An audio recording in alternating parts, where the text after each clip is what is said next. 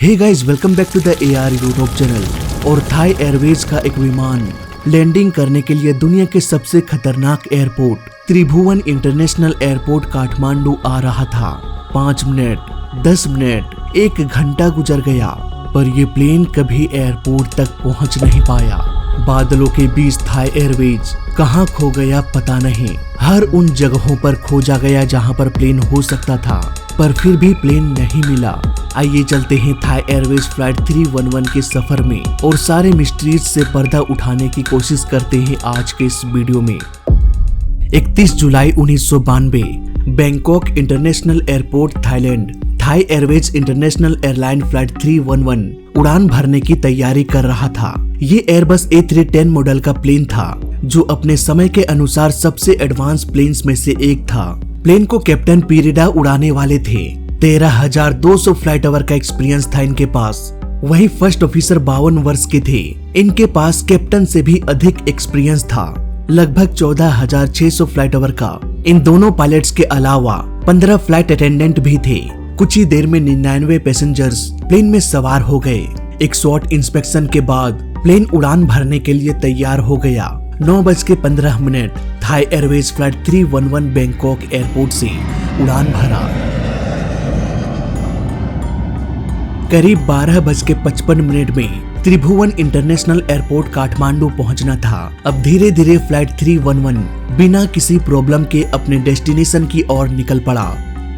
काठमांडू एक single runway का airport है, जिसका नंबर 02 और 20 है।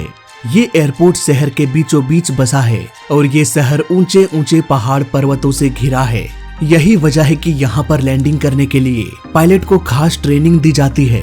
पायलट इस एयरपोर्ट में रनवे 02 पर लैंड करना पसंद करते हैं, क्योंकि इसके अपोजिट साइड यानी कि उत्तर दिशा में विशालकाय पर्वत है, जो 11,000 फीट से भी ऊंचा है। करीब 3 घंटों तक उड़ान भरने के बाद ये प्लेन नेपाल एयर स्पेस में दाखिल हो गया।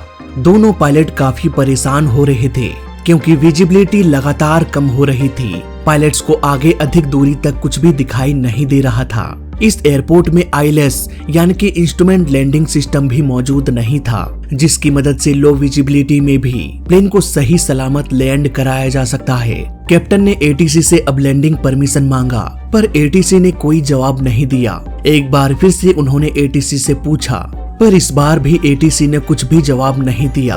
प्लेन इस वक्त एयरपोर्ट से करीब आधे घंटे की दूरी पर था। कम विजिबिलिटी में पायलट्स को आगे ठीक से दिखाई भी नहीं दे रहा था। तभी ATC का कॉल आया। उन्होंने कहा कि रनवे क्लियर है, आप डिसेंट करना शुरू कीजिए। अब कैप्टन धीरे धीरे प्लेन को नीचे लाने लगा और इसी दौरान उन्होंने ATC से रिक्वेस्ट किया कि हम रनवे 02 पर लैंड करना चाहते हैं। अब प्लेन धीरे धीरे रनवे 02 की ओर बढ़ने लगा। तभी एक मुश्किल आ गई। ATC ने कहा कि अचानक से मौसम बदल गई है, इसलिए अब आपको रनवे के ऑपोजिट साइड से लैंड करना पड़ेगा। जिसका डर था वही हुआ।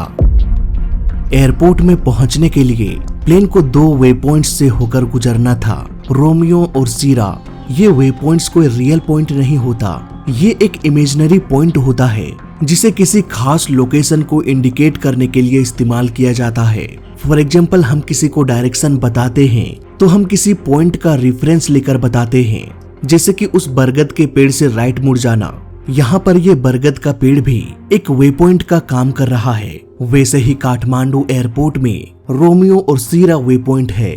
ATC ने कहा कि आप रोमियो पॉइंट को पार करके सीरा वे पॉइंट पर जाकर सर्कलिंग अप्रोच करो रनवे नंबर 20 पर। सर्कलिंग अप्रोच का मतलब है एयरपोर्ट का चक्कर लगाकर ऑपोजिट डायरेक्शन में जाना और रनवे 02 के बजाय रनवे 20 पर लैंड करना, जिस तरफ विशालकाय पर्वत है।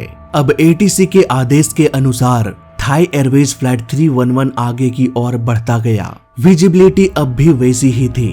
कैप्टन को रनवे के उल्टे साइड से लैंड करना सही नहीं लग रहा था, पर उनके पास कोई चारा भी नहीं था।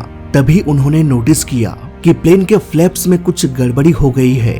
इसलिए अब कैप्टन ने लैंडिंग प्रोसेस को रोकने का डिसीजन लिया और को पायलट से कहा कि हमें प्लेन को डाइवर्ट करके इंडिया कलकत्ता ले जाना पड़ेगा आप फ्यूल कैलकुलेट करो कि हम कहां तक जा सकते हैं। उधर कैप्टन ने एटीसी को कहा कि हम फ्लाइट को डाइवर्ट करके कलकत्ता जाना चाहते हैं, लेकिन इससे पहले कि एटीसी इस विषय में कुछ बोल पाते, काठमांडू एयरपोर्ट में मौसम थोड़ा साफ हो गया। एटीसी ने कहा कि आप एक काम कीजिए, आपको एयरपोर्ट का चक्कर लगाकर रनवे 20 पर नहीं जाना है, बल्कि सीधे इसी रनवे पर यानी कि 02 पर ही लैंड कर जाइए। दोनों पायलट्स के लिए ये एक अच्छी न्यूज थी, लेकिन यहाँ पर दिक्कत ये आ गई कि अब तक प्लेन रनवे के काफी पास आ चुका था और प्लेन की ऊंचाई भी इतनी अधिक थी कि वो इतने जल्दी प्लेन के एल्टीट्यूड को डाउन करके रनवे पर नहीं उतर सकते थे। इसलिए अब फ्लाइट 311 को रनवे 02 पर लैंड करने के लिए एक दूसरा रास्ता बताया गया। यहाँ पर प्लेन को सीरा वे पॉइंट से 180 डिग्री मुड़कर पीछे आना था। इसके बाद वापस से रोमियो वे पॉइंट से होते हुए रनवे 02 से अलाइन होकर लैंड कर जाना था। इसके लिए कैप्टन ने एटीसी से कांटेक्ट करके ये पूछा कि अभी विजिबिलिटी कैसा है। यहाँ पर एटीसी ने बस इतना ही जवाब दिया कि रनवे 02 अवेलेबल है। कैप्टन ने 4 बार एक ही सवाल पूछा कि हमें परमिशन दे ताकि 180 डिग्री पीछे मुड़कर हम वापस जा सके, पर एटीसी ने कोई भी जवाब नहीं दिया। अब क्योंकि प्लेन सीरा पॉइंट पर पहुंच चुका था, इसलिए वो एटीसी के जवाब का इंतजार ना करते हुए प्लेन को सीधा 180 डिग्री की ओर मोड़ दिया और वापस से रनवे के पीछे की ओर जाने लगे। अब भी एटीसी का कोई भी कॉल नहीं आया, लेकिन फिर भी कैप्टन ने ये अनाउंसमेंट किया कि हम 20,000 फीट की ऊंचाई के लिए निकल रहे हैं। ये बात सुनकर एटीसी ने एक बार फिर से कैप्टन से कांटेक्ट किया और उन्हें बताया कि आप रनवे के पीछे यानी कि दक्षिण दिशा की ओर जा रहे हैं और दक्षिण दिशा में पर्वतों की ऊंचाई उतनी अधिक नहीं है, इसलिए आपको 20,000 फीट के एल्टीट्यूड पर जाने की जरूरत नहीं है। आप 11,500 फीट के एल्टीट्यूड पर बने रहें, ये एल्टीट्यूड आपके लिए सेफ रहेगा। अब धीरे धीरे प्लेन मुड़ता गया। उधर प्लेन का ऑटो पायलट प्लेन को रोमियो वे पॉइंट पर ले जा सके, इसके लिए एफएमएस यानी कि फ्लाइट मैनेजमेंट सिस्टम में रोमियो पॉइंट को डाला गया, लेकिन इसमें कुछ गड़बड़ी होने लगी।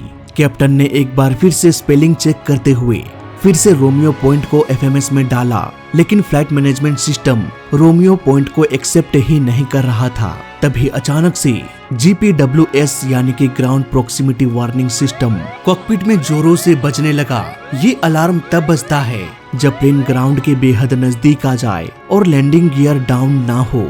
ऐसे में कंप्यूटर को लगता है कि प्लेन ग्राउंड से टकरा जाएगा, इसलिए वो एक अलार्म बजा देता है ताकि पायलट या तो लैंडिंग गियर को डाउन कर सके अगर वो रनवे की ओर आ रहे हैं तो, या फिर अगर वो रनवे पर नहीं है और प्लेन नीचे आ रहा है तो जल्दी से जल्दी प्लेन को पुल अप करना पड़ेगा। यहाँ पर थाई एयरवेज फ्लाइट 311 के पायलट को ये समझ में नहीं आ रहा था कि ये GPWS अलार्म आखिर कैसे बज सकता है। हम तो 11,500 फीट के एल्टीट्यूड पर हैं और दक्षिण की ओर इतने ऊंचे ऊंचे पर्वत तो है नहीं कि हम ग्राउंड के नजदीक चले जाएं। लेकिन इससे पहले कि दोनों पायलट कुछ समझ पाते, प्लेन एक विशालकाय पर्वत से टकरा गया। इस टक्कर में प्लेन चूर चूर हो गया। 113 लोगों की जान चली गई। उधर एटीसी इंतजार कर रहे थे कि अब आएगा थाई एयरवेज फ्लाइट 311, पर अफसोस वो दोबारा लौट कर नहीं आया। कई घंटे गुजर गए। अब इस बात की अंदेशा हो चुकी थी कि प्लेन कहीं क्रैश हो चुका है। अब खोजी दल प्लेन को खोजने के लिए निकल गए। दिन गुजरता गया पर प्लेन कहीं नहीं मिला।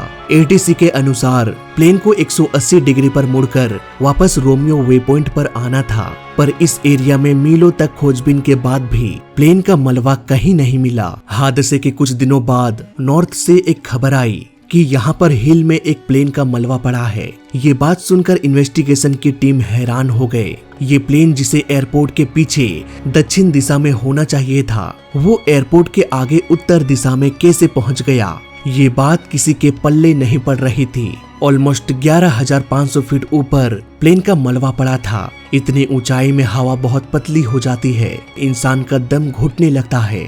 ऐसे सिचुएशन में इन्वेस्टिगेशन की टीम प्लेन के मलबे की जांच कर रही थी, लेकिन इससे पहले कि वो इन्वेस्टिगेशन के प्रोसेस को शुरू कर पाते, एक बहुत बड़ी गड़बड़ी हो गई। अचानक से एक ऑफिसर को सांस लेने में प्रॉब्लम होने लगी। हालत इतनी गंभीर हो गई कि उसे जल्द से जल्द नीचे मेडिकल टीम के पास ले जाया गया, लेकिन अफसोस कम ऑक्सीजन और पतली हवा में ठीक से सांस ना ले पाने की वजह से उनकी मौत हो गई। ये दुनिया का पहला ऐसा केस था जिसके इन्वेस्टिगेशन में किसी ऑफिसर की जान चली गई हो। कुछ दिनों के अंदर ही सारे मलबे को कलेक्ट करके नीचे लाया गया। अब इन टुकड़ों की मदद से इन्वेस्टिगेटर्स को ये फाइंड आउट करना था कि थाई एयरवेज के साथ आखिर क्या हुआ, आखिर ये कैसे अपने रास्ते से भटक गया। प्लेन के कॉकपिट में पूरे फ्लाइट के दौरान क्या क्या बातचीत हुआ, ये सब कुछ रिकॉर्ड करता है कॉकपिट वॉइस रिकॉर्डर यानी कि CVR। जब इन्वेस्टिगेशन की टीम ने पूरी रिकॉर्डिंग सुनी तो कई सारी लापरवाही सामने आ गई। प्लेन में 2 पायलट इसलिए होते हैं ताकि वो दोनों आपस में बात करके अपनी सूझबूझ से प्लेन को उड़ाए। अगर एक पायलट प्लेन उड़ा रहा है तो दूसरा पायलट प्लेन के इंस्ट्रूमेंट्स पर ध्यान देगा, ATC से बात करेगा। लेकिन थाई एयरवेज के केस में सब कुछ उल्टा चल रहा था। दोनों पायलट के बीच ठीक से बातचीत नहीं हो रही थी। बात बात पर कैप्टन को पायलट से इरिटेट हो रहा था। उधर ATC ने यह बयान दिया कि प्लेन में कुछ टेक्निकल प्रॉब्लम हो गई थी, इसलिए कैप्टन प्लेन को डाइवर्ट करके कलकत्ता जाना चाह रहे थे। जब कॉकपिट वॉइस रिकॉर्डर को सुना गया तो ये पता चला कि फ्लैप में प्रॉब्लम थी, जो कि कुछ ही देर में ठीक भी हो गया। लेकिन यहाँ पर दोनों पायलट के बीच थोड़ी अनबन हो गई। कैप्टन ने कहा कि फ्यूल को कैलकुलेट करो, हम कलकत्ता जा सकते हैं या नहीं। को पायलट ने कहा कि फ्यूल कम है। कैप्टन ने बात को काटते हुए कहा कि कितना कम, 14, 16, 80, हाउ मच। CVR को सुनने के बाद तो यही पता चल रहा था कि कैप्टन प्लेन उड़ा रहे थे और ATC से भी कम्युनिकेट कर रहे थे, जबकि नियम के अनुसार अगर प्लेन का कैप्टन प्लेन उड़ा रहा है तो को पायलट ATC से बात करेगा और इंस्ट्रूमेंट पर भी नजर रखेगा। लेकिन थाई एयरवेज के कैप्टन सारा काम अकेले हैंडल कर रहे थे, जिसकी वजह से वर्कलोड बहुत बढ़ गया। यहाँ पर को पायलट डर रहे थे कि कहीं कैप्टन गुस्सा न कर बैठे, इसलिए वो ज्यादा कैप्टन से बातचीत भी नहीं करना चाहते थे। यहाँ पर कॉकपिट वॉइस रिकॉर्डर ने ये तो साफ कर दिया कि प्लेन में टेक्निकल प्रॉब्लम हुई थी, लेकिन असल दिक्कत दोनों पायलट के आपसी समझौते की थी। अब चलो ये बात तो समझ में आ गई कि दोनों पायलट में अनबन थी, जिसकी वजह से कैप्टन के पास वर्कलोड बढ़ गया। लेकिन एक सवाल जिसका जवाब अब भी मिलना बाकी था, आखिर कैसे ये प्लेन उस लोकेशन पर चला गया जहाँ उसे होना ही नहीं चाहिए था, बिल्कुल ही उल्टी दिशा में। इसका जवाब मिला फ्लाइट डाटा रिकॉर्डर से, जो प्लेन में हो रहे हर एक एक्टिविटी को रिकॉर्ड करता है।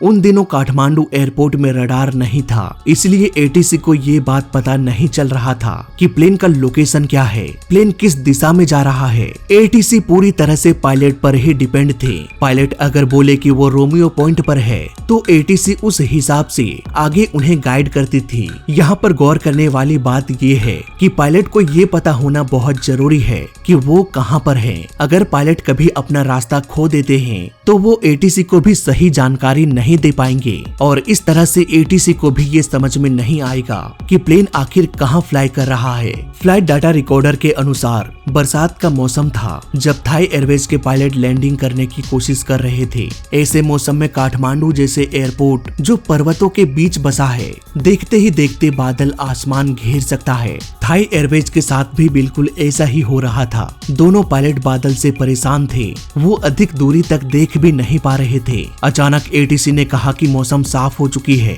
आप रनवे 02 पर लैंड कर सकते हैं। लेकिन यहाँ पर प्लेन रनवे से काफी ऊपर था, वो किसी भी कीमत पर इतनी जल्दी प्लेन को नीचे नहीं ला सकते थे। इसलिए पायलट ने प्लेन को 180 डिग्री मोड़कर पीछे जाने का डिसीजन लिया। इस वक्त भी कैप्टन प्लेन उड़ा रहे थे, हेडिंग नॉब को घुमा रहे थे, ATC से बात कर रहे थे, जबकि ये सब काम को पायलट को करना चाहिए था। लेकिन को पायलट डर से कुछ बोल नहीं पा रहे थे।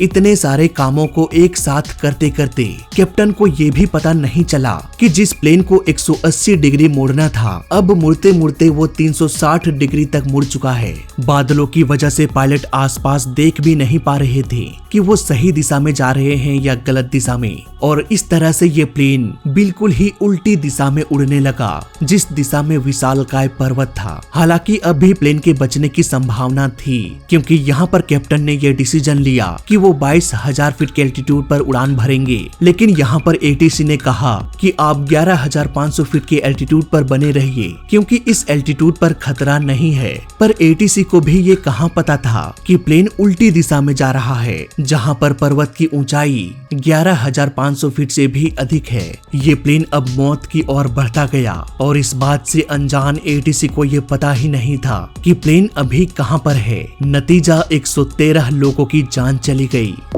इन्वेस्टिगेशन के अनुसार कैप्टन और एटीसी के बीच लैंग्वेज प्रॉब्लम थी, जिसकी वजह से फ्रस्ट्रेशन और वर्कलोड बढ़ गया। वहीं फर्स्ट ऑफिसर बहुत कम कैप्टन से बात कर रहे थे, कैप्टन के सवालों के जवाब दे रहे थे। एटीसी के पास एक्सपीरियंस की कमी थी, उन्हें इंग्लिश बोलना ठीक से नहीं आता था। वहीं थाई एयरवेज काठमांडू जैसे खतरनाक एयरपोर्ट में पायलट्स को ठीक से ट्रेनिंग देने में भी असफल थे, इसलिए किस सिचुएशन में क्या करना चाहिए, दोनों पायलट इन सब से अनजान थे। इस घटना के करीब 2 महीने बाद ही पाकिस्तान इंटरनेशनल एयरलाइन फ्लाइट 268 इसी एयरपोर्ट में ठीक इसी तरह से क्रैश हो गया, जिसमें 167 लोग मारे गए। इसका केस मैं ऑलरेडी कर चुका हूँ, लिंक आपको डिस्क्रिप्शन में मिल जाएगा। फिलहाल इस वीडियो में अभी तक के लिए बस इतना ही। वीडियो अच्छा लगा तो लाइक कर देना, बुरा लगा तो डिसलाइक कर देना, और दोनों ही केस में इस चैनल को सब्सक्राइब कर देना, क्योंकि इस चैनल में सीखने के लिए बहुत कुछ है। तो मैं मिलता हूँ आपसे अगली वीडियो में, तब तक के लिए देखते रहिए और सीखते रहिए। जय हिंद, वंदे मातरम।